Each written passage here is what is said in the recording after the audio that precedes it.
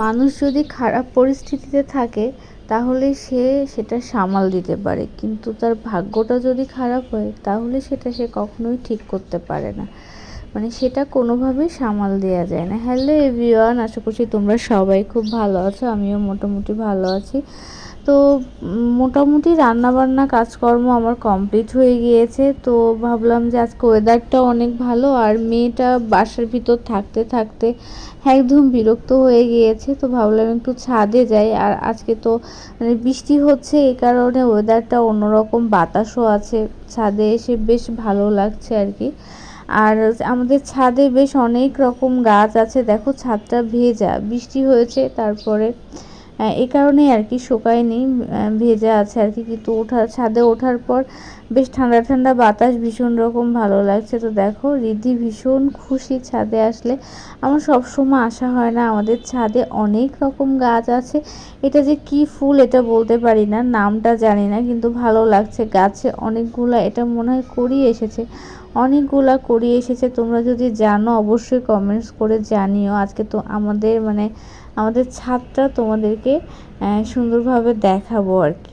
আগেও দেখেছো, কিন্তু দেখো কত রকম গাছ আছে এখানে, কিন্তু সবারই গাছ আছে ছাদে। আমিও ইচ্ছা করলেও গাছ রাখতে পারবো, তো আমিও কয়েকটা গাছ রেখেছি, আর কিছু আমার বেলকনিতে আছে।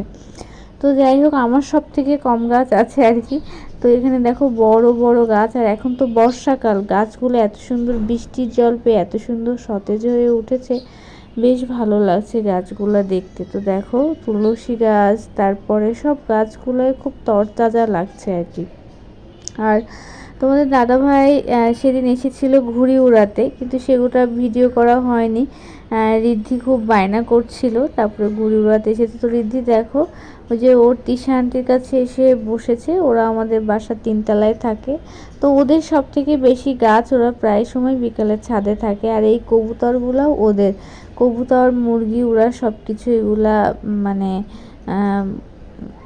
ওদের খাঁচা সবই ওদের আর কি। তো পছন্দ করে ওরা, কবুতরগুলো পালতে পছন্দ করে। তো দেখো কত সুন্দর কবুতরগুলো, মনে হয় ডিম দিবে, মানে ডিম দিচ্ছে আর কি। আবার ডিম থেকে বাচ্চাও হবে, ভিতরটা তোমাদেরকে দেখাচ্ছে অনেক দিন পরে এরকম।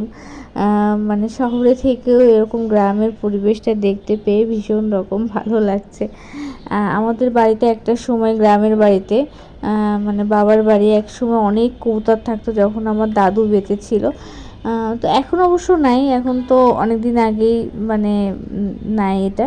কিন্তু আগে আমাদের বাড়িতেও এরকম ছোট ছোট ঘর ছিল এবং অনেক কবুতর ছিল, বেশ ভালো লাগতো আর কি। তো এই যে দেখো দিদিকে বললাম এই সাইডটাতে আসো, ওই সাইডেও অনেক রকম গাছ আছে। তবে ঈশ্বরের সৃষ্টি আসলে অনেক বেশি সুন্দর। দেখো এই যে টপে করলা গাছটা লাগানো হয়েছে, এই করলা গাছে অনেক করলা মানে ধরেছে, আর করলা তো খাওয়াও হয়েছে। দেখো মানে ভিতরে ভিতরে এই যে গাছগুলোর পাতাগুলা হয়েছে, গাছগুলা হয়েছে, এর ভিতরে ভিতরে খুব সুন্দর করলা হয়েছে, মানে ঝাঁকে ঝাঁকে ঝাঁকে ঝাঁকেই দেখো প্রত্যেকটা জায়গায় করলা। তো এইভাবে যদি ছাদে খুব সুন্দরভাবে মানে অল্প সার মাটি দিয়ে কিন্তু এই ধরনের গাছগুলো খুব ভালো হয়। আমি একবার বেলকনিতে করলা গাছ লাগিয়েছিলাম, আমার বেলকনিতে এত পরিমাণ করলা হয়েছিল। তবে এই বাসায় না, সেটা আমাদের এই বাসার আগের একটা বাসায়। আর এখানে দেখো কত সুন্দর হচ্ছে ডালিম হয়েছে।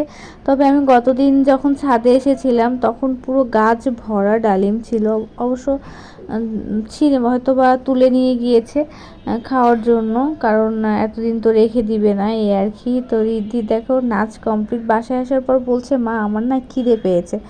তো কি খাবা, তো বলছে লুচি খাবো। আমি আম কেটে দিতে চাইলাম, তো বললো না আমটা একটু পরে খাবো।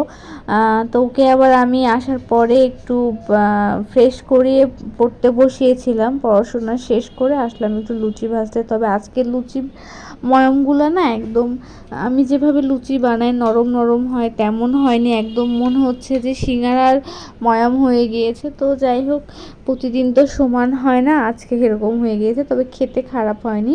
তো ভাবলাম যে যেহেতু ভাজছি তাহলে একটু কয়েকটা বেশি করে ভাজি, কারণ আমরাও খেতে পারবো আর কি। তো এই যে দেখো এই লুচিটা খুব সুন্দরভাবে ফুলছে, আর লুচির সাথে তরকারি বলতে সয়া ফলের তরকারি আছে, সেটাই হচ্ছে গরম করব এই আর কি। বৃষ্টির দিনে সন্ধ্যার দিকে এটা খেতে খুব ভালো লাগবে আর কি। আর বাইরের খাবারটা ওইভাবে তোর মানে না খাওয়াই ভালো। তো এখানে দেখো আমার একদম কমপ্লিট হয়ে গিয়েছে। এখন আমরা এটা খাবো। রিদ্ধি শুধু লুচি খাবে আর আমি আর তোমাদের দাদাভাই চলে